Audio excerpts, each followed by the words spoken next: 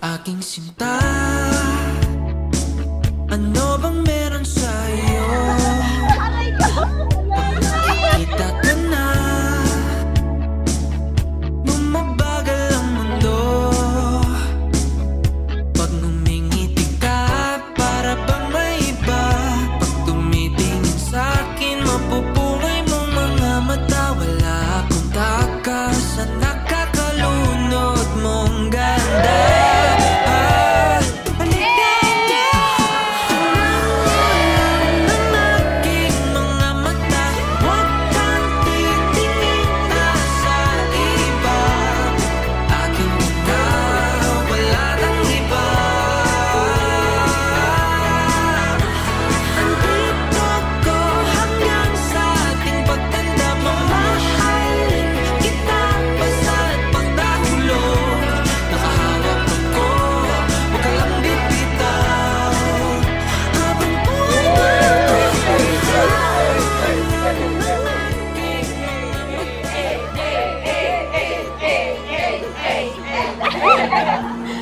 Dumating kayo sa araw kung saan sisimulan na ninyo ang iyong panibagong yugto, ang buhay mag-asawa sa wakas. Pero hindi ito ang wakas. Bagong simula, magsisimula muli.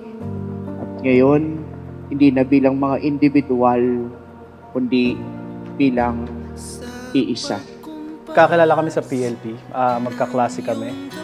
Pero naging mag-girlfriend, boyfriend kami 2013, third year college na. Kyra Joy, bukal ba sa iyong loob ang iyong pagparito upang makaisang dibdib si Joseph Yomer na iyong pakamamahalin at paglilingkuran habang buhay? Opo, Father. Joseph Yomer, bukal ba sa iyong loob ang iyong pagparito upang makaisang dibdib si Kyra Joy na iyong pakamamahalin at paglilingkuran habang buhay? Opo, Father. Basta galingan mo lang yung pagpapamilya. Gusto kong apo. Kailangan patience. Mahabang pasensya para maging successful yung pagsasama niyo.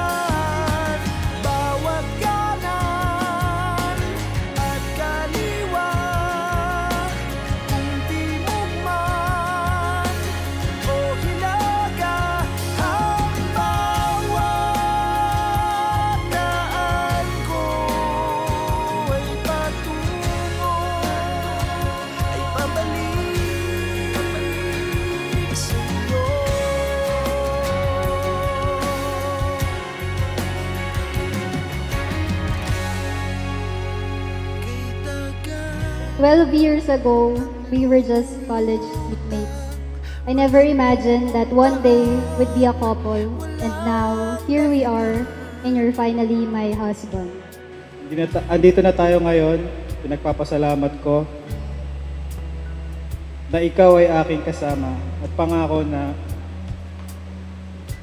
ikaw ay araw-araw na mamahalin.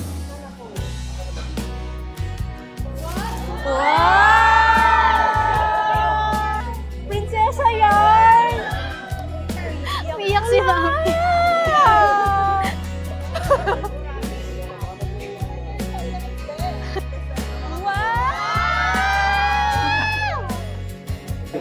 Yung sabi na parang pang-droga eh. Mata-mata lang eh. Uy! Ay! Kai, sana natuwa ka sa gift ko sa'yo. Gamitin natin ang oras ng sabay.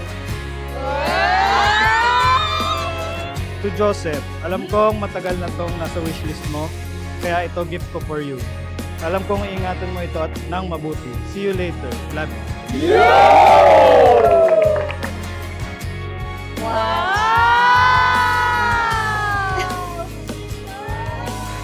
Kai, thank you. Another day, another watch.